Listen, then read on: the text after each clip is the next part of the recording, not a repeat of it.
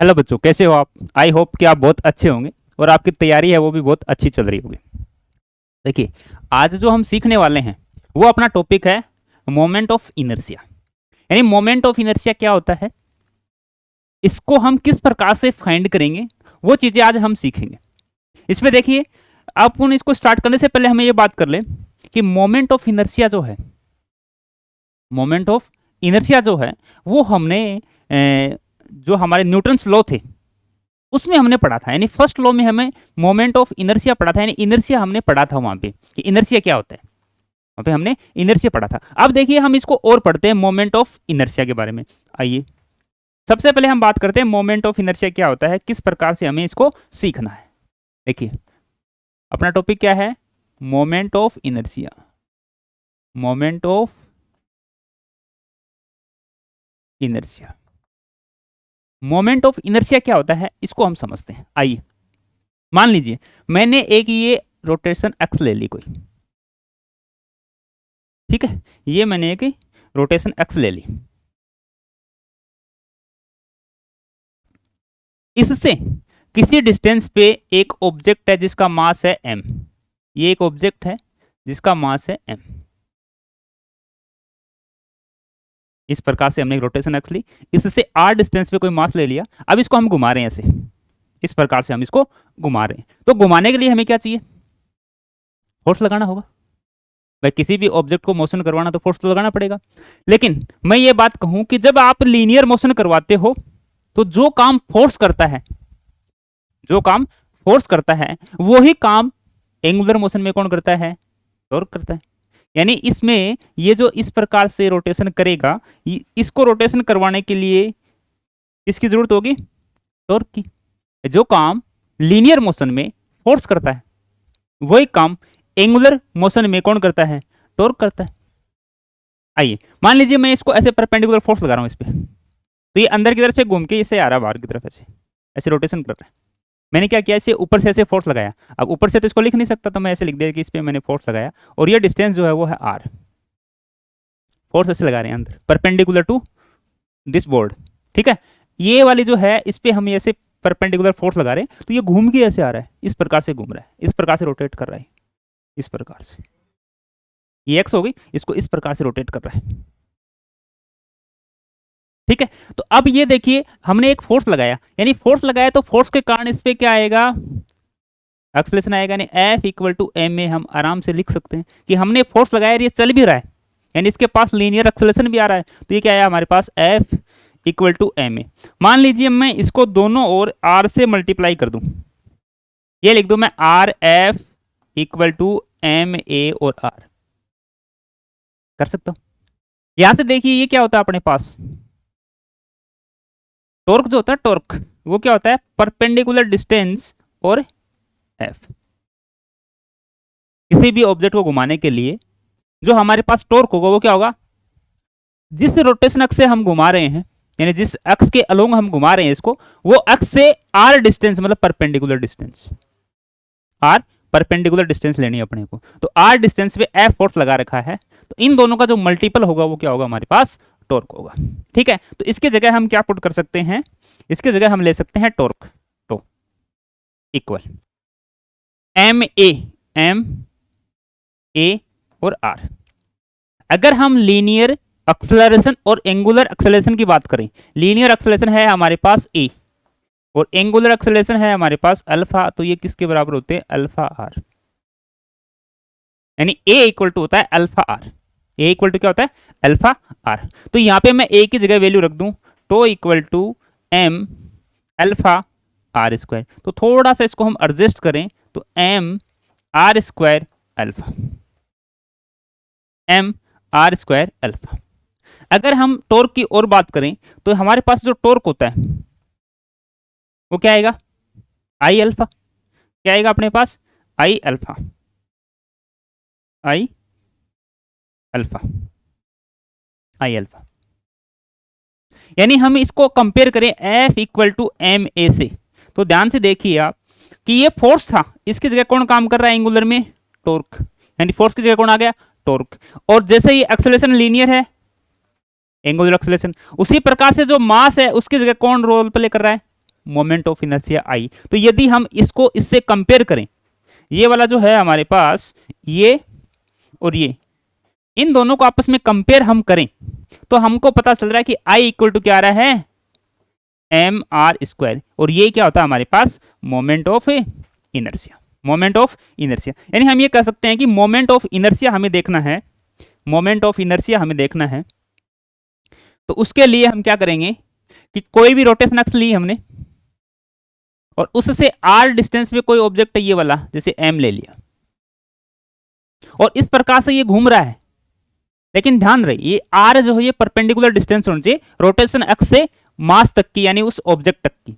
तो यहां से ये आई मोमेंट ऑफ इनर्शिया क्या आ जाएगा अपने पास, एम आर स्क्वायर।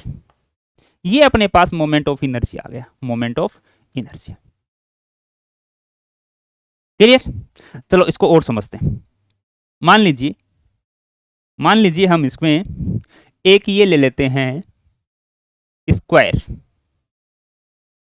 ये लिया हमने एक स्क्वायर, और इस पे हम रख रहे हैं कुछ ऑब्जेक्ट रख रहे हैं इस पे, ये मान लीजिए, ठीक है। एक ऑब्जेक्ट हमने रखा इस प्रकार से, ये एक ऑब्जेक्ट तो यहां रखा हुआ है एम मास का, एक ऑब्जेक्ट यहां रखा हुआ है, एक ऑब्जेक्ट यहां रखा हुआ है, एक ऑब्जेक्ट यहां रखा हुआ है, ये 4 ऑब्जेक्ट हमने रख लिए। इन सब का मास क्या है, एम एम एम, यानी इसका मास क्या है, एम, ये भी कितने मास का, एम मास का, और ये भी कितने हैं, एम मास का, और ये भी क्या है, एम मास का। क्लियर? अब मैं ये पूछूं कि हमने एक रोटेशन एक्स ली है, हमने एक रोटेशन एक्स ली है ये वाली, और इस रोटेशन एक्स के अलोंग इसको हम घुमा रहे हैं ऐसे, ये ऑब्जेक्ट है, ये बीच में, ये भी ध्यान रखना, ये जो ए है इसकी a/2 और ये भी a/2, मतलब ये टोटल जो इसकी साइड है वो क्या अपने पास a है, इसकी जो साइड है वो क्या है, a है।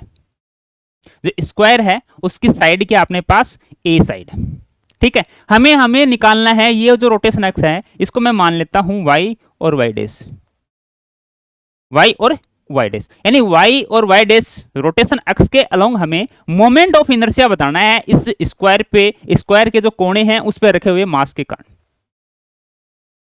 बता सकते हैं। अब इसमें एक चीज और ऐड कर लेते हैं अपन, एक चीज और क्या ऐड करनी है, वो ये करनी है अपने को कि ये मान लीजिए हमने एक ही मास लिया था, तो एक का मोमेंट ऑफ इनर्शिया आ गया। इसी प्रकार से हम इसी रोटेशन एक्स के अलोंग मान लीजिए बहुत सारे मास ले लिया, जैसे एक मास ये ले लिया जिसका मान ले लिया मैंने m1 r1, फिर एक मास ये ले लिया जिसका हमने ले लिया m2 r2 डिस्टेंस पे, और एक और ले लिया हमने ऐसे m3 और r3 डिस्टेंस पे। तो इसके अलोंग ये तीनों ही घूम रहे होंगे ऐसे, तो तीनों का मोमेंट ऑफ इनर्शिया होगा, यानी इसका कितना होगा, फर्स्ट वाले का कितना होगा अपने पास, इसका होगा m r1 का स्क्वायर इक्वल i1, दूसरे का क्या होगा i2 equal to m r2 का स्क्वायर, और तीसरा क्या होगा i3 equal to m r3 का स्क्वायर, यानी तीनों का मोमेंट ऑफ इनर्शिया हमने निकाल लिया। इसका मतलब इस एक्सेस के अलोंग जो मोमेंट ऑफ इनर्शिया होगा वो तीनों का क्या आ जाएगा, ऐड आ जाएगा, ठीक है। तो यानी इस पे जो टोटल मोमेंट ऑफ इनर्शिया आएगा वो कितना आएगा, m1 r1 का स्क्वायर प्लस m2 r2 का स्क्वायर प्लस m3 r3 का स्क्वायर, ये अपने पास मोमेंट ऑफ इनर्शिया आएगा। यानी कहना क्या चाह रहे थे हम ये कहना चाहते हैं कि आपके पास एक से ज्यादा ऑब्जेक्ट हैं और उसका सबका एक मोमेंट ऑफ इनर्शिया निकालना है हमें, तो सबका अलग अलग निकाल के वो क्या कर देंगे, हम ऐड कर देंगे, वही उसके along total moment of inertia होगा। यानी हमें एक से ज्यादा मोमेंट ऑफ इनर्शिया मिल रहे हैं, या फिर मैं बोलूं एक से ज्यादा ऑब्जेक्ट है उसका मोमेंट ऑफ इनर्शिया हमें निकालना है, तो हम एक का निकाल के यानी सबका अलग अलग निकाल के फिर वो क्या कर देंगे, ऐड कर लेंगे, सबका अलग अलग निकाल के क्या कर लेंगे, ऐड कर लेंगे, ठीक है। तो इसी को हम इसमें अप्लाई करें, इस चीज को हम यहां अप्लाई करें, तो देखिए इसका मोमेंट ऑफ इनर्शिया आराम से निकाल सकते हो एक ऑब्जेक्ट का, कितना आएगा, इसका मोमेंट ऑफ इनर्शिया आएगा m r स्क्वायर मतलब a square by 4 equal to i। इसका हमने मोमेंट ऑफ इनर्शिया निकाला, तो हमारे पास केवल इस एक ऑब्जेक्ट का आया कि m बीच की डिस्टेंस कितनी है a/2, m a/2 का स्क्वायर, कितना आ गया ए स्क्वायर बाई 4।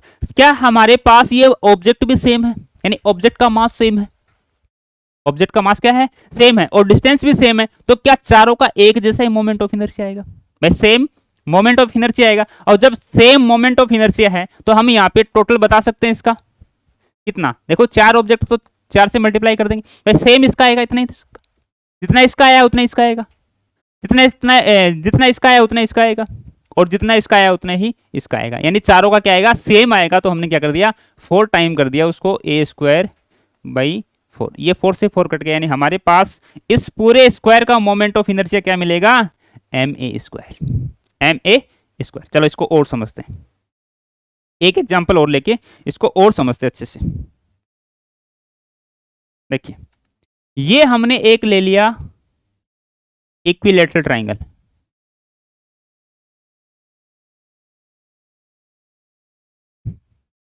ये इक्विलैटरल ट्राइंगल अपने पास, और इसके जो कोने हैं वहां पे रखा हुआ है मास, यहां पे रखा हुआ मान लीजिए एम मास, एक मास यहां रख लिया हमने और उसका हमने बोल दिया 2m, एक यहां पे रख दिया हमने और उसका बोल दिया हमने 3m, 3m मास। लेकिन इसकी जो साइड है वो कितनी कितनी है, एल ये है, एल ये है और एल ये, यानी हमने एक इक्विलैटरल ट्राइंगल लिया, इक्विलैटरल ट्राइंगल लिया और उसके कोने पे हमने क्या किया, मास रखा, एक कोने पे m मास, दूसरे पे 2m और तीसरे पे 3m। हमें निकालना है इसका मोमेंट ऑफ इनर्शिया, और वो जो हमने एक एक्सेस ले ली, रोटेशन एक्सेस, इस प्रकार से, ये एक प्लेन में ही है, यानी ये इस प्रकार से घूम के आएगा, ये वाला, यानी ये प्लेन है तो इस प्रकार से ये घूम के आएगा, सॉरी ये एक रोटेशन एक्स है प्लेन में ही, तो इस प्रकार से ये घूम के आएगा। ये रोटेशन एक्स जिसको हमने बोल दिया y और y डैश, y और y डैश के, है ना, y और y डैश हमने रोटेशन एक्स मान करके इस ट्राइंगल का मोमेंट ऑफ इनर्शिया बताना है, बता सकते हैं। देखो मोमेंट ऑफ इनर्शिया इस ऑब्जेक्ट का तो क्या हो जाएगा, ये तो रोटेशन एक्स पे ही है, अब जब रोटेशन एक्स पे है तो इसकी डिस्टेंस 0 है, और 0 है इसकी डिस्टेंस, तो इसका मोमेंट ऑफ इनर्शिया इसका कितना आ जाएगा, 0 आ जाएगा। यानी जो रोटेशन एक्स पे ऑब्जेक्ट रखा हुआ है उसका मोमेंट ऑफ इनर्शिया क्या होगा, 0। ठीक है, बाकी बच गए 2 ऑब्जेक्ट अपने पास ये वाले। देखिए इसका देखें तो कितना आएगा, 3m वाले का, 3m वाले का मोमेंट ऑफ इनर्शिया कितना आएगा, 3m वाले का आएगा 3m r स्क्वायर मतलब l स्क्वायर, मास इनटू बीच की डिस्टेंस का स्क्वायर, 3m l स्क्वायर। फिर इसका कितना आएगा इस ऑब्जेक्ट का, तो हमें देखो ये डिस्टेंस नहीं देखनी है l, हमें कौन सी डिस्टेंस चाहिए, इसकी परपेंडिकुलर डिस्टेंस चाहिए, और परपेंडिकुलर डिस्टेंस तो यहां से आएगी ये वाली। क्या ये परपेंडिकुलर डिस्टेंस हम निकाल सकते हैं, बिल्कुल निकाल सकते हैं। कैसे, मान लीजिए मैं यहां से एक लाइन ड्रॉ करूं, ये लो, अगर ये इक्विलैटरल ट्राइंगल है तो ये दोनों को बराबर बराबर डिवाइड करेगा, नहीं करेगा, ये वाला पॉइंट, इसका मतलब ये वाले जो डिस्टेंस है वो कितनी आएगी अपने पास, l/2, यानी ये डिस्टेंस कितनी आ जाएगी अपने पास, l/2, यानी हमें ये वाली डिस्टेंस निकालनी है। चाहे तो आप ये एंगल 60 मान की, 60 मान के कोस से कर दो इसका कंपोनेंट, या फिर अपने पास ये है, इससे एक परपेंडिकुलर लाइन डाली हमने, और ये हमें पता है कि इक्विलैटरल ट्राइंगल है, तो इस साइड को दो पार्ट में डिवाइड करेगा, तो एक पार्ट ये पूरा जो है अपने पास वो l है, तो एक पार्ट कितना आ जाएगा अपने पास, l/2। ठीक है, तो l/2 यानी डिस्टेंस भी आ गई अपने पास इसकी, और मास कितना है इसका, m l square by 4, m l square by 4, यानी l/2 है का होल स्क्वायर, तो कितना आएगा देखो यहां से 3m l square plus m l square by 4, m l square by 4, इसको अगर हम ऐड करें तो कितना आ जाएगा, सेव इन 1 मिनट। तो देखो एलसीएम तो आ गया अपने पास 4, एलसीएम तो आ गया 4, 4 मल्टीप्लाई 3 यानी 12 है, m l square plus m l square, यानी क्या आ गया अपने पास 13 एम एल स्क्वायर बाई 4। यानी इस ट्राइंगल का moment of inertia x y rotation x के अलोंग कितना आया, 13 m l square by 4, 13 m l square by 4। ठीक है, ये आ गया अपने पास मोमेंट ऑफ इनर्शिया। निकाल सकते हैं आराम से, निकाल सकते हैं, नहीं निकाल सकते हैं, आराम से कर सकते हैं इसको सोल्व। आइए मान लीजिए मैं इसी ट्राइंगल को लूं, चलो और देखते हैं इसमें, हाँ कुछ बातें और देखते हैं। आइए अब अगर हम बात करें, एक छोटा सा टॉपिक है अपने पास, वो ये है radius of gyration. Radius of gyration, radius of gyration, radius of gyration, radius of gyration. एक ये रेडियस ऑफ गायरेशन क्या होता है उसको हम समझते हैं। आइए देखिए, ये एक ऑब्जेक्ट अपने पास इस प्रकार का,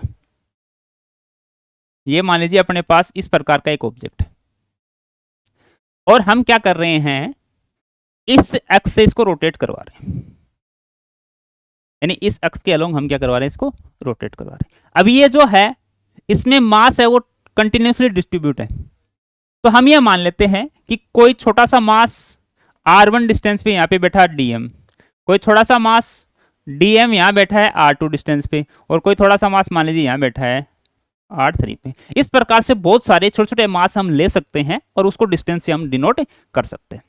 लेकिन देखिए अब हर मास के लिए इस पे हमारे पास अलग अलग क्या आएगी, वैल्यू आएगी, अलग अलग वैल्यू आएगी। तो इसके लिए हम क्या करते हैं कि कोई एक ऐसी वैल्यू लेते हैं कि जिससे हमें केवल एक ही मास से हम क्या निकाल सकें, इसका मोमेंट ऑफ इनर्शिया निकाल सके। तो रेडियस ऑफ गायरेशन के अकॉर्डिंग हम क्या कर सकते हैं, मान लीजिए इस पूरे ऑब्जेक्ट का मास हम एक ही पॉइंट पे मान लें, सेंटर ऑफ मास हो सकता है, यानी इस पूरे ऑब्जेक्ट का मास है, मान लीजिए हम मान लेते हैं कि एक ही पॉइंट पे लेना है अपने को, और वो एक पॉइंट यहां है सपोज, जहां पे इसका पूरा मास क्या मान सकते हैं हम, एक ही पॉइंट पे मान सकते हैं। अगर पूरा मास एक ही पॉइंट पे है तो ये भी डिस्टेंस क्या मान लेते हैं, के मान लेते हैं। अब इसका मोमेंट ऑफ इनर्शिया मतलब पूरे ऑब्जेक्ट का मास हमने एक ही पॉइंट पे m मान लिया, और वो डिस्टेंस है कितनी, रोटेशन एक्स से के।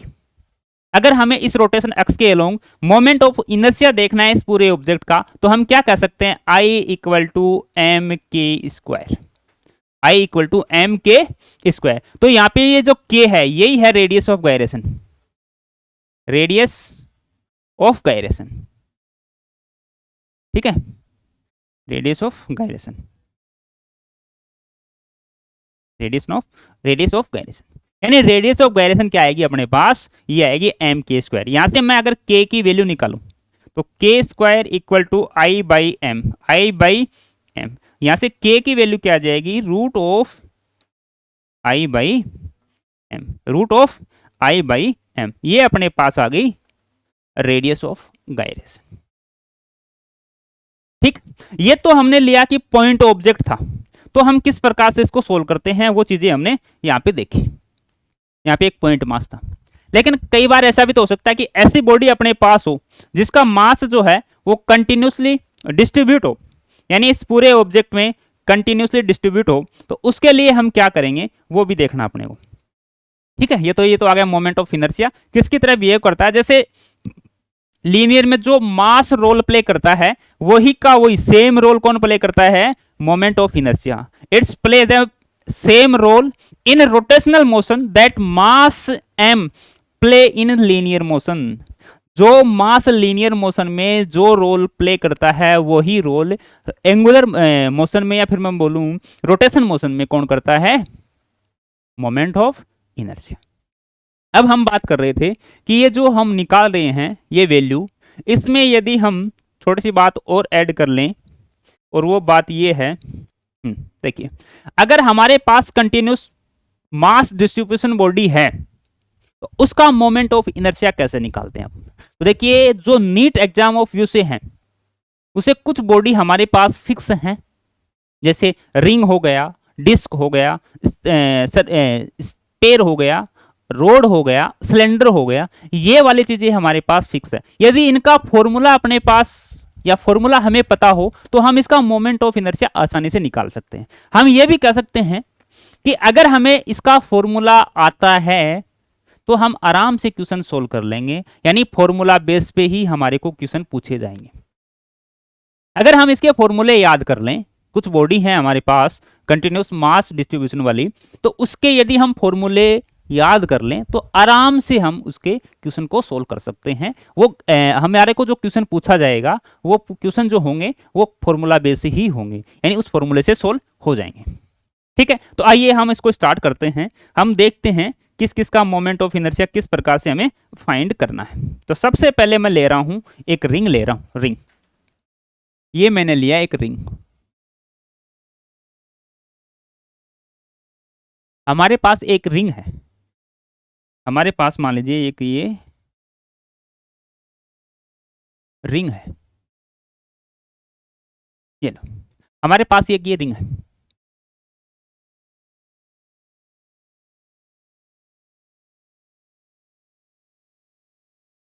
ले लिया, ठीक है। ये रिंग है, यानी इसका मास कहाँ है, इसकी सरकमफेरेंस पे बैठा हुआ है। और इस रिंग का जो मास है वो मान लेता हूं मैं m है। इस रिंग का जो मास है वो क्या है, m है। इस रिंग का जो मास है वो क्या है अपने पास, m है। ठीक है, मान लीजिए कि इसका जो रोटेशन है वो इस प्रकार से हो रहा है। मान लीजिए ये हमारे पास क्या है, एक सेंटर, और सेंटर के अलोंग, यानी इसको हम बोल सकते हैं कि परपेंडिकुलर टू प्लेन कोई अक्ष है जो सेंटर से पास हो रही है, और उसके कारण इसका रोटेशन इस प्रकार से हो रहा है, यानी ये एक इस प्रकार से घूम रही है। अगर यहाँ पे कोई ऑब्जेक्ट रख देंगे तो वो इस प्रकार से घूमेगा, ऐसे ऐसे। ठीक है, यानी इसका जो रोटेशन एक्स है वो सेंटर से पास हो रहा है और परपेंडिकुलर टू प्लेन है। इसको वर्ड को पकड़ना अपने को, perpendicular to plane, perpendicular to plane. कहां से पास हो रहा है, इसके सेंटर से पास हो रहा है, और कहां पे है, परपेंडिकुलर टू प्लेन है। तो इसके लिए मोमेंट ऑफ इनर्शिया कितना आएगा वो हम लिखें तो आएगा इसका moment of inertia I equal to M R square. कितना आएगा, एम आर स्क्वायर। रिंग का उसके सेंटर से पास होने वाले प्लेन के परपेंडिकुलर जो रोटेशन एक्स है उसके अलोंग जो मोमेंट ऑफ इनर्शिया आएगा वो क्या आएगा, एम आर स्क्वायर। ठीक, आगे लेते हैं एक और। मान लीजिए कि ये हमारे पास रिंग है, और इस बार जो रोटेशन एक्स है, इस बार जो रोटेशन एक्स है वो ये है ऐसे। अभी भी पास तो कहां से हो रहा है, सेंटर से ही हो रहा है। अब तो पास कहां से हो रहा है, सेंटर से हो रहा है, लेकिन रोटेशन एक्स जो है वो डायमीटर के अलोंग है। देखो, डायमीटर के अलोंग या लाई इन प्लेन, डायमीटर के अलोंग या लाई इन प्लेन। इसका मतलब क्या होता है कि ये इस प्रकार से एक रोटेशन एक्स जा रही है जो डायमीटर, या तो डायमीटर के अलोंग पूछ ले, या फिर अपने को बोले कि वो जो रोटेशन एक्स है वो लाई कर रही है, उसी प्लेन में लाई कर रही है और सेंटर से पास हो रही है। तो उसके अलोंग हमें मोमेंट ऑफ इनर्शिया देखना हो तो कैसे करेंगे। देखो, अगर इस प्रकार से हम बात करें तो इसका मोमेंट ऑफ इनर्शिया क्या आएगा अपने पास, I equal to M R square by 2। ये अपने पास आता है किसका, मोमेंट ऑफ इनर्शिया किसका आता है, रिंग का ही आता है, डायमीटर के अलोंग आता है। ठीक है, यानी रोटेशन एक्स है वो डायमीटर के अलोंग। क्लियर, आगे देखिए। अब मैं इसी को और थोड़ा सा क्या कर दूं, अपडेट कर दूं। अपडेट तो क्या है, देखो मान लीजिए मैं इसको, ये है अपने पास रोटेशन एक्स, सॉरी रिंग, और एक ये रिंग है, ये वाली, दो रिंग ले ली। अब हमने ये तो देख लिया कि इसका सेंटर के अलोंग और इसका डायमीटर के अलोंग, यानी इसका परपेंडिकुलर टू प्लेन और इसका लाइन प्लेन के अलोंग जो रोटेशन एक्स थी उसके अलोंग हमने देख लिया क्या, मोमेंट ऑफ इनर्शिया। आइए अब मान लीजिए मैं ये कहूं कि इसके सेंटर से तो हो ही है, इस प्रकार से ये घूम रही है, ये सेंटर है, और एक पॉइंट यहां है इसके, ये वाला पॉइंट, इसके अलोंग बताना है, और दोनों क्या ऐसे परपेंडिकुलर, और इसके अलोंग ये घूम रही है ऐसे। तो ये जो हमारे पास सरकमफेरेंस पे कोई पॉइंट है इसके अलोंग बताना है जो पैरेलल है, परपेंडिकुलर जो अक्ष से पास, उसके सेंटर से पास होने वाले जो अक्ष है उसके पैरेलल है ये वाला पॉइंट, यानी इसके बीच की डिस्टेंस ये आर ही हो गई। लेकिन हम इसको आर ना लेके इसको लेंगे अपन डी, क्योंकि थोड़ा सा कंफ्यूजन आगे आएगा, तो उसको दूर करने के लिए हम इसको कर लेते हैं डी। मतलब ये पॉइंट है, ये यहाँ भी हो सकता है, यहाँ भी हो सकता है, यहाँ भी हो सकता है, इससे आगे भी हो सकता है और इसके अंदर भी हो सकता है, मतलब जरूरी नहीं कि वो आर के इक्वल ही हो। इसलिए हमने क्या ले लिया, इसको डी ले लिया। तो इसके अलावा देखिए कैसे निकालेंगे। हमें पता है कि जो सेंटर से पास होने वाला जो प्लेन के परपेंडिकुलर है उसके अलोंग मोमेंट ऑफ इनर्शिया ये होता है, तो इसका मतलब ये तो होना ही होना है, इसको तो हम छोड़ नहीं सकते, ये तो अपने पास कन्फर्म ही आएगा, यानी I equal to M R square, ये तो आना ही है, प्लस इसके अलोंग कैसे निकालेंगे, तो इसको याद रखना आपको, m D square, M D square, यानी जिसके अलोंग निकाल रहे हैं अपन, वो तो उसमें देखो ये सेंटर वाला तो आएगा ही आएगा परपेंडिकुलर टू प्लेन, और इसके साथ इससे डिस्टेंस है डी, वो डी डिस्टेंस हो सकता है ये पॉइंट यहां तक भी चला जाए और ये पॉइंट है वो अंदर भी रह जाए, तो वहां तक का जो मोमेंट ऑफ इनर्शिया हम निकालेंगे उसके लिए लिखेंगे m are square plus M D square, और डी इक्वल टू आर है अपने पास, तो फिर हम कर सकते हैं m are square plus m are square equal to 2 mr square. ठीक है, इसी प्रकार से हम इसका देख लें, इसी प्रकार से हम इसका देखें, तो आइए, ये है अपने पास इस प्रकार से एक टेंजेंट है ये लो, और इसके अलोंग बताना अपने को मोमेंट ऑफ इनर्शिया, इस वाली जो रोटेशन एक्स है इसके अलोंग बताना है, और इसके सेंटर से जो डिस्टेंस है वो रेडियस के बराबर ही है, लेकिन फिर भी हमें क्या लिख रहा हूं, उसको डी लिख रहा हूं, क्योंकि ये पॉइंट आगे भी हो सकता है। ठीक है, इसको हमने लिख लिया डी, और इसकी जो रेडियस है उसको हमने माना है आर, और यहाँ पे डी और आर दोनों इक्वल है, डी और आर इक्वल है। ठीक है, तो यहां से हमने वैल्यू देख ली। अब आइए इसको हम सोल्व करते हैं, तो इसका देखिए इस वाले डायमीटर के अलोंग क्या था, क्योंकि डायमीटर के पैरेलल तो है ये वाली लाइन, तो हमें डायमीटर का तो लेना ही है, डायमीटर का कितना आएगा, m are square by 2 plus M D square, यानी यहां से ये वैल्यू आ गई अपने पास एम आर स्क्वायर बाई 2, अगर डी के इक्वल आर है तो ये एम आर स्क्वायर, यानी ये आ गया 3 mr² बाई 2, ये आ गया अपने पास इसका मोमेंट ऑफ इनर्शिया, जब डायमीटर के डायमीटर के पैरेलल कोई भी रोटेशन एक्स है, और ये क्या है, सेंटर से पास होने वाली प्लेन के परपेंडिकुलर कोई भी एक्स है उसके पैरेलल कोई पॉइंट है, उसके लिए ये आ गया अपने पास ये वाली वैल्यू, जिसको हम इस प्रकार से सोल्व कर सकते हैं, और इसका आ गया अपने पास ये वाली वैल्यू। ठीक है, तो इस प्रकार से हम इसको फॉर्मूले से सोल्व कर सकते हैं ना। एक मिनट, एक कॉल ले लेता हूं।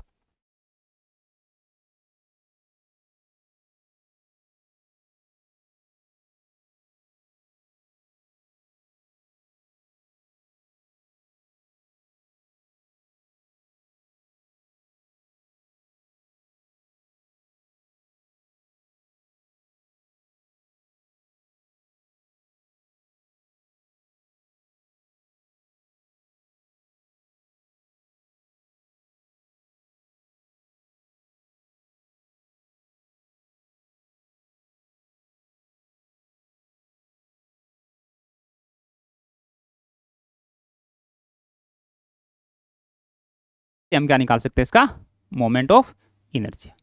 ये तो अपने पास हो गई बात किसकी, रिंग की। अगर ये वाली पॉइंट है तो इसके लिए ये वाली कंडीशन तो ये, और ये वाली कंडीशन तो ये, इसके लिए हमने इस प्रकार से फॉर्मूले याद करने हैं। ठीक है, अब हम अगला लेते हैं डिस्क का, यानी रिंग और डिस्क जो है वो एक दूसरे से कनेक्ट कर जाएंगे।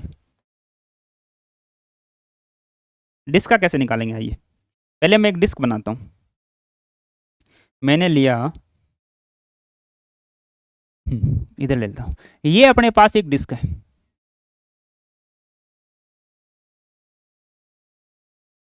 ये वाली, इसको हम इस प्रकार से मानते हैं ये डिस्क है,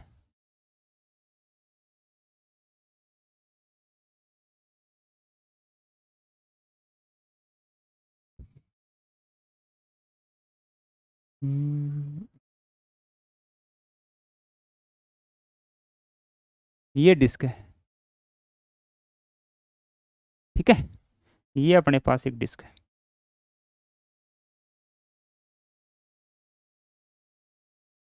ये लो, ठीक है। चलो अपने को चार चाहिए तो पहले बना लेता हूं मैं। एक ये और एक ये, इसको भी कर देते हैं अपन।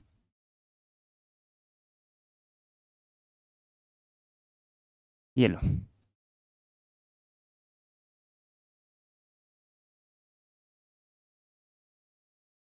ये लो, ठीक है। अब देखते हैं हम इसको। देखिए, पहला जो हम ले रहे हैं वो वही सेम बात, ये एक्स है, सॉरी इसका सेंटर है, और इससे पास होने वाला ये अपने पास है ऐसे परपेंडिकुलर टू प्लेन, ऐसे पास होने वाला रोटेशन एक्स है।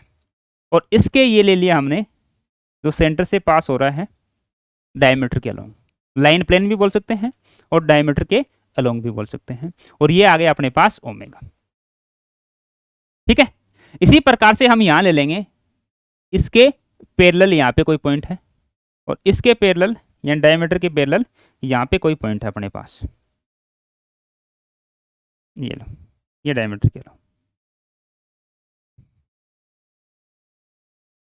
ठीक है। तो सबसे पहले हम बात कर लेते हैं, देखिए ये दोनों आपको अगर रिंग के याद हैं तो रिंग का जो है उसका हाफ कर दो, वही डिस्क का होगा। रिंग का जो है उसका हाफ कर दो, जैसे इसका था I equal to M R square, ये रिंग का था, इसका हाफ कर दिया, अब आ गया। इसका जो रिंग का था वो देखिए क्या था अपने पास, एम आर स्क्वायर, तो रिंग का हाफ कर दो, वो डिस्क का हो जाएगा। सेम इसी प्रकार से इसमें भी I equal to M R square by M are square by 4, क्योंकि देखो इसका क्या है, हाफ है, एम आर स्क्वायर बाई 2 है, तो इसका कितना आ जाएगा अपने पास, M R square by 4। Same इसी प्रकार से इसको कर देंगे, I equal to M R square by 2, centre से पास होना और perpendicular to plane, plus M D square, यानी डिस्टेंस ये वाली डी। अगर ये डी आर की इक्वल है, अभी तो आर की इक्वल ही है, तो हम इसको क्या लिख सकते हैं, m are square by 2 plus m are square, यानी ये कितना आ गया, 3/2 एम आर स्क्वायर। इसी प्रकार से इसका लिख सकते हैं, I equal to M R square by 4 plus M D square. यहाँ पे देखो एम आर स्क्वायर बाई 4, तो एम आर स्क्वायर बाई 4 तो होगा ही होगा, साथ में क्या होगा, एम डी स्क्वायर। अगर ये भी आर के इक्वल है तो कितना हो जाएगा, m are square by 4 plus m are square, यानी ये जो डी डिस्टेंस है ये किसके इक्वल मान लिया हमने, आर के। हो सकता है आगे पीछे भी हो, इसलिए हमने डी लिया ताकि आप कंफ्यूज ना हो। ये कितना आ जाएगा, 5 एम आर स्क्वायर बाई 4। इस प्रकार से हम किसका फाइंड कर सकते हैं, डिस्क का। ठीक है, कर सकते हैं।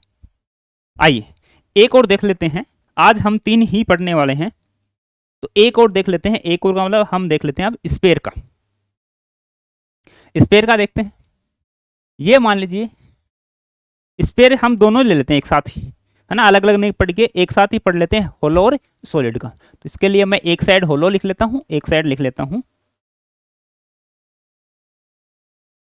हाँ स्पेयर, यानी एक तरफ तो हमने ले लिया सॉलिड स्पेयर और एक तरफ हमने ले लिया होलो स्पेयर।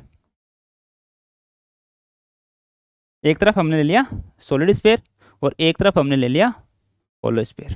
ठीक है, तो सबसे पहले मैं ये स्पेयर बनाया इस प्रकार से। अगर इसकी रोटेशन एक्स की हम बात करें तो ये हो गया, इसमें सेंटर से पास होने वाला और परपेंडिकुलर टू प्लेन तो होगा नहीं क्योंकि स्पेयर है, तो जिधर भी आप लाइन बनाओगे वो किसके अलोंग होगा, डायमीटर के अलोंग होगा, डायोमीटर के अलोंग होगा। इसका मतलब इसके डायोमीटर के अलोंग जो है वो मोमेंट ऑफ इनर्शिया सॉलिड का क्या होगा, डायमीटर के along moment of inertia solid का क्या होगा, तो I equal to 2/5 M are square. क्या होगा, 2/5 एम आर स्क्वायर। होलो के लिए क्या होगा, 2/3 एम आर स्क्वायर। इसको याद रखना अपने को, 2/3 एम आर स्क्वायर। देखो होलो है तो 2/3 एम आर स्क्वायर, सॉलिड है तो 2/5, यानी 5 और ध्यान रखना अपने को। उसके बाद अगर हम बात करें कि ये वाला जो हमारे पास ये स्फीयर है, इसका यदि हम रोटेशन एक्स ये वाला ले लें टेंजेंट, इसके अलोंग कितना आएगा इसका मोमेंट ऑफ इनर्शिया। तो अगर डी के अकॉर्डिंग देखें हम कि भाई आर को डी के बराबर माने, हो सकता है पॉइंट आगे पीछे भी हो, तो अगर हम इसको डी के इक्वल मांगे तो आई इक्वल टू 2/5 तो होगा ही होगा, क्योंकि डायमीटर के पैरेलल है, डायमीटर तो ये है ना, तो इसी के पैरेलल है ये रोटेशन एक्स, तो इसका डायमीटर के पैरेलल, तो डायमीटर वाला तो पहले आएगा, वो तो आएगा ही आएगा, प्लस प्लस ये क्या आ जाएगा एम डी स्क्वायर, और डी की जगह कौन है आर है, तो यदि हम डी की जगह आर पुट कर दें, डी की जगह आर ले लें, तो आई मोमेंट ऑफ इनर्शिया कितना आ जाएगा अपने पास 7/5 m are square, 7/5 m are square, 7/5 m are square.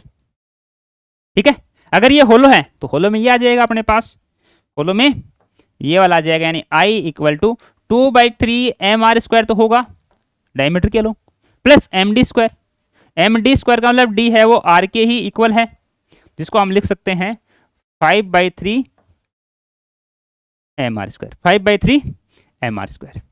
ठीक है, एक मिनट,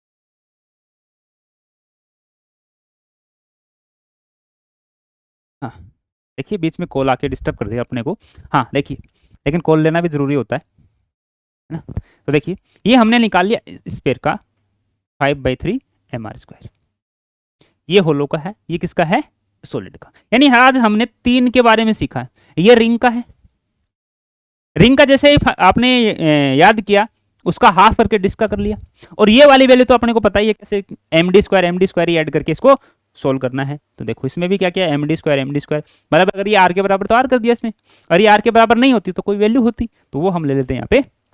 ठीक है, और ये ले लिया हमने स्फीयर का। आइए अब देखते हैं इसमें कुछ क्वेश्चन अपन, जैसे ये पहला क्वेश्चन है, इसको करते हैं, moment of inertia of a uniform circular disc, disc का निकालना अपने को, अबाउट ए डायोमीटर, तो डिस्क का डायमीटर के लोग कितना था, ये देखो डिस्क है, इसका डायमीटर के लोग ये वाला था एम आर स्क्वायर बाई 4, ये डायमीटर के लोग था, तो इसका हमारे पास पता चल गया M are square by 4 equal to क्या आ गया I, M are square by 4 equal to क्या आ गया आई आ गया। अगर हमें इसको निकालना हो, इसको हमें निकालना हो it's moment of inertia about an axis perpendicular to its plane,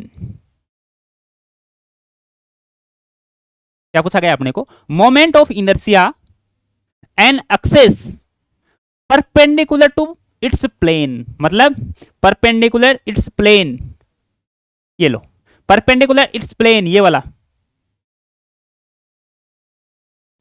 तो ये तो रिंग है ये वाला m are square by 2, m are square by 2, तो हम निकाल सकते हैं आराम से इसको, यानी हमें फाइंड करना है एम आर स्क्वायर बाई 2, ये अपने पास है आई डेस मान लीजिए, तो क्या हम यहाँ से आई की वैल्यू पुट कर सकते हैं इसमें? तो देखिए आई की वैल्यू क्या आएगी, यहां से मैं लिखूं m are square equal to 4i, और को इधर भेज दिया, तो m are square equal to 4i, ये एम आर स्क्वायर की वैल्यू यहां पे पुट करूं मैं। क्या हो गया? अच्छा ये भी है क्या, passing through a point its rim, एक पॉइंट इसके कहा है रिम पे भी, तो रिम पे अगर पॉइंट है तो उसका भी कितना हो जाएगा, m are square, m are square. ये तो क्या था अपने पास, सेंटर से पास होने वाला परपेंडिकुलर जो प्लेन के पास हो रही है एक्सिस उसका, प्लस ये रिम का मतलब उसके सरकमफेरेंस पे कोई पॉइंट है उसके लिए। तो यहां से देखो इसको और सोल्व करते हैं हम आगे, तो ये वैल्यू आती है अपने पास 3 3 mr² 2। अब यहां से देखो एम आर स्क्वायर की वैल्यू है अपने पास, वो इसमें यहां पे पुट कर दूं मैं। जैसे हम यहां पे पुट करेंगे तो 3 × 4i/2, ये 2 से 2 कट गया तो कितना आ गया अपने पास, 6i। अगर डायमीटर के अलोंग आई है तो एक्सेस उसके सेंटर से पास होने वाली परपेंडिकुलर जो प्लेन है उसके और रिम से जो हमारे पास एक पॉइंट है उसका जो मोमेंट ऑफ इनर्शिया आएगा वो कितना आएगा, 6i, यानी आंसर क्या आएगा इसका, 6i। समझ पाए, एकदम इजी था अपने पास। आइए नेक्स्ट क्वेश्चन की हम बात करते हैं। नेक्स्ट क्वेश्चन है हमारे पास, अच्छा रोड का आ गया, तो रोड तो हमने अभी पढ़ी नहीं, चलो बता देता हूं इसका भी। ये है अपने पास 2024 में आया हुआ, लेकिन ये रोड का है, इसको अभी नहीं करेंगे अपन। ये देखिए the ratio of radius of gyration, radius of gyration का रेशियो अपने को बताना है, रेडियस ऑफ गायरेशन का रेशियो अपने को बताना है of A solid sphere. Sphere कैसा है, सॉलिड, मास कितना उसका m, रेडियस क्या है r, about its axis to the radius of gyration of the thin hollow sphere, same mass और सेम रेडियस।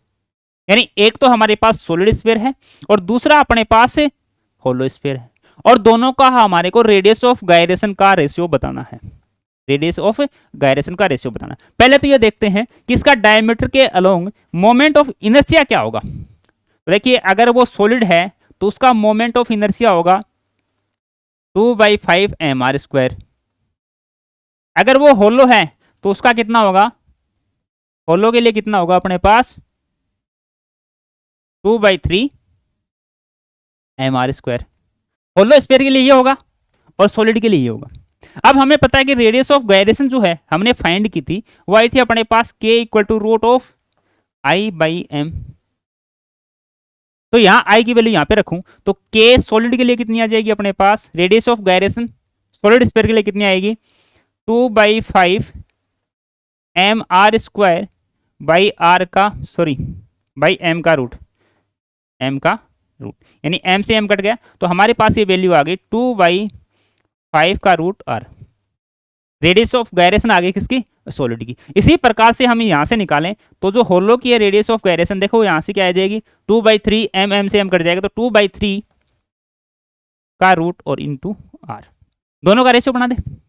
दोनों का रेशियो बनाएंगे तो क्या बनेगा, देखो अपने पास सॉलिड का और होलो का, तो सॉलिड का अपने पास √2/5r और रेशियो 2/5 का √r और रेशियो किसका, 2/3 का r। देखो r से r कट गया, √2 से √2 कट गया, तो हमारे पास आया ये, यहाँ लिख देता हूँ, हमारे पास ये जो वैल्यू आई इसकी वो कितनी आएगी, देखिए यहाँ लिख रहा हूँ मैं, 2/5 का √r था, रेशियो 2/3 का रूट और r से r कट गया, 2 से 2 कट गया, यानी ये आ गया 1/√5 रेशियो 1/√3, और जिसकी वैल्यू अपने पास क्या आ गई, √3 रेशियो √5, √3 रेशियो √5, √3 रेशियो √5। ठीक है, तो √3 रेशियो √5, √3 रेशियो √5, सेकेंड ऑप्शन इसका करेक्ट आंसर। कर सकते हैं आराम से। चलिए एक और देखते हैं। एक और क्वेश्चन देखते हैं हम।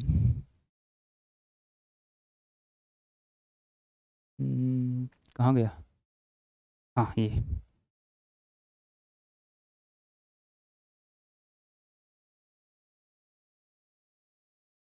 ये देखिए, the ratio of radius of gyration of thin uniform disc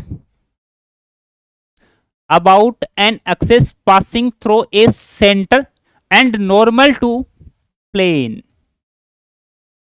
disc है, उसके प्लेन के नॉर्मल मतलब परपेंडिकुलर टू प्लेन से पास होने वाली जो एक्सिस है, जो सेंटर से पास हो रही है, उसके अलोंग कितना होता है डिस्क का, कितना होता है अपने पास M R square by to.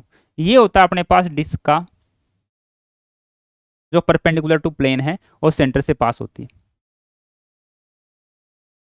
अब दूसरा हमें देखना है radius of gyration disc about it diameter, और डायमीटर के अलोंग कितना होता है, डायमीटर के जो अलोंग होता है वो अपने पास होता है m are square by four, m are square by four. ये तो हो गया सेंटर से पास होने वाला परपेंडिकुलर टू प्लेन, और ये हो गया अपने पास डायमीटर के अलोंग। अगर हम रेडियस ऑफ गायरेशन की इसकी बात करें तो देखिए इसके लिए रेडियस ऑफ गायरेशन क्या हो जाएगी अपने पास आई बाई यानी के, इसको मैं मान लेता हूं फर्स्ट, इसको मान लेता हूं सेकेंड, चलो डी मान लिया, तो k one equal to root of I by m. तो आई की वैल्यू यहां पुट करो, के वन इक्वल टू आई की वैल्यू कितनी आएगी M are square by two M का रूट, यानी यहां से वैल्यू आ गई अपने पास R by root two, R by root two. अगर इसका हम देखें तो इसका कितना आएगा radius of gyration M are square by four M का रूट, फोर एम का रूट, यानी ये क्या आ गया आर बाई टू। ठीक है, अगर दोनों का रेशियो बनाए तो आर बाई रूट टू, ये तो इसका है, और ratio r by two, r से आर कट गया तो two ratio root two, two ratio root two. इसको और सोल्व करेंगे तो ये कितना आ जाएगा root two ratio one, root two ratio one, देख लीजिए option, one ratio root two, ये रहा root two ratio one, root two ratio one, कर सकते हैं आराम से, यानी रेडियस ऑफ गायरेशन भी हम आराम से इसको फाइंड कर सकते हैं।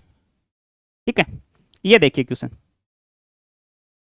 The moment of inertia of the uniform circular disc is maximum, किस पॉइंट के along maximum moment of inertia है, ये अपना एक डायग्राम है। इसमें एक पॉइंट यहां है, एक यहां है, मान लीजिए एक यहां है और एक यहां पे है, इसके एक पॉइंट तो इसके सेंटर में जिसको ए से डिनोट किया है, एक पॉइंट यहां पे जिसको सी से किया, एक पॉइंट यहां पे जिसको डी से किया, एक पॉइंट इसके सरकमफेरेंस पे जिसको बी से किया। हमारे को देखना है कि मोमेंट ऑफ इनर्शिया किसका सबसे ज्यादा होगा, यानी सबसे मैक्सिमम मोमेंट ऑफ इनर्शिया किसका है। देखिए मोमेंट ऑफ इनर्शिया जो है पॉइंट मास के लिए वो आता है एम आर स्क्वायर, मास सब के सब ऑब्जेक्ट का सेम है। ठीक है, तो देखिए ये तो सेंटर पे आ गया तो ए वाले का तो जीरो हो गया, मोमेंट ऑफ इनर्शिया ए वाले का तो क्या हो गया जीरो हो गया। फिर देखिए इसकी डिस्टेंस का मतलब इसका कम होगा, इसकी डिस्टेंस इससे ज्यादा मतलब इसका इससे ज्यादा होगा, और सबसे ज्यादा किसका होगा बी का। यानी मोमेंट ऑफ इनर्शिया की मैं बात करूं तो देखो सबसे कम होगा ए का, उससे ज्यादा होगा मोमेंट ऑफ इनर्शिया डी का, उससे थोड़ा सा ज्यादा होगा मोमेंट ऑफ इनर्शिया सी का, और सबसे ज्यादा होगा मोमेंट ऑफ इनर्शिया बी का, मोमेंट ऑफ इनर्शिया बी का। यानी हम ये कह सकते हैं मैक्सिमम जो मोमेंट ऑफ इनर्शिया है वो बी पॉइंट पे जो ऑब्जेक्ट रखा हुआ है उसका है। ठीक है, तो बी पॉइंट वाले का मोमेंट ऑफ इनर्शिया सबसे ज्यादा, यानी मैक्सिमम कौन है बी वाले पॉइंट पे रखे हुए ऑब्जेक्ट का moment of inertia b. Clear, तो इस प्रकार से हमने आज जो सीखा वो रिंग और डिस्क का, अगले वाले लेक्चर में हम सीखेंगे वो सॉरी आज जो हमने सीखा वो रिंग डिस्क और स्फीयर तीन का सीखा, अगले वाले में हम सीखेंगे सिलेंडर रोड और फ्रेम का। ठीक है, तो आज जो है आई होप कि हम आपको मोमेंट ऑफ इनर्शिया कुछ सिखा पाए हैं। ठीक है, तो आज के लिए हम इतना ही करते हैं और अगले वाला जो है वो देखते हैं नेक्स्ट लेक्चर में। तब तक के लिए सीखिए कितना, हाँ ठीक है। इस प्रकार से हम मोमेंट ऑफ इनर्शिया फाइंड कर सकते हैं। देखिए ये जो कंटिन्यूस मास डिस्ट्रीब्यूशन वाले जो ऑब्जेक्ट हैं उसका जो मोमेंट ऑफ इनर्शिया है उसके अगर आपको फॉर्मूला आते हैं तो आप आराम से उसके क्वेश्चन को सोल्व कर सकते हो, उसमें कोई भी आपको कहीं भी परेशानी नहीं आएगी। अब आपको इससे ज़्यादा कोई वैल्यू नहीं रखनी है, वास्ता नहीं रखना है कि ये मोमेंट ऑफ इनर्शिया किस प्रकार से mr² आया, उसकी एक पूरी डेरिवेशन होती है जिसको करने के बाद भी हमें रखना याद किसको है, फॉर्मूले को ही है। इसलिए हम कहते हैं कि इन फॉर्मूले को ही याद कर लो, एक दूसरे से रिलेट करके याद कर लो, जिस प्रकार से हमने रिंग और डिस्क का किया, जिस प्रकार से हमने होलो स्फीयर और सॉलिड स्फीयर को एक साथ किया, इस प्रकार से हम इसको याद कर लेंगे तो आसानी से इसके क्वेश्चन सोल्व कर पाएंगे। ठीक है, तो आई होप कि आपको बहुत आनंद आया होगा इस टॉपिक में और आप अच्छे से इसको सीख पाए होंगे जितना हमने अभी आपको बताया। ठीक है, तो मिलते हैं नेक्स्ट लेक्चर में, तब तक के लिए टाटा बाय बाय।